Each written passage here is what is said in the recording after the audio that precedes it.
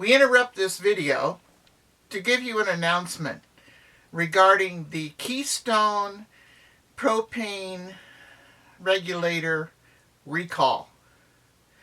We got this letter on August the 10th that was sent August the 4th from the Keystone RV Company stating that it's a notice. I can't read it. I forgot my glasses. I'll let Ernie read it. Well, basically, this notice was sent to you in accordance with requirements of the NTSB that the regulator has been recalled. It's been failing all over the place.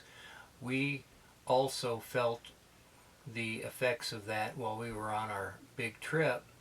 It was letting too much pressure in and thereby not allowing the stove to work or the refrigerator to work or anything like that, and that's one of the particular symptoms they're referencing.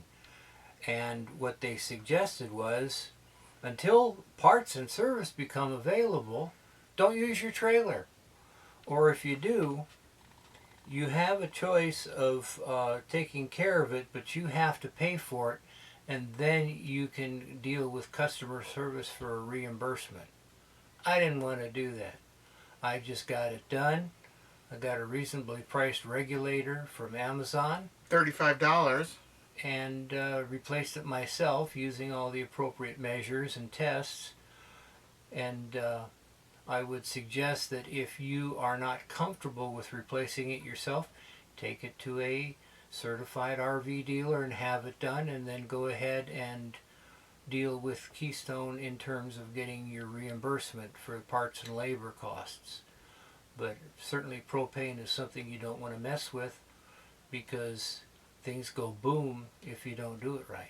Well, and the deal with getting reimbursed is you always have to send them back the parts. Well, they may request it. Well, we did on our awning. Yeah. So, on with the video.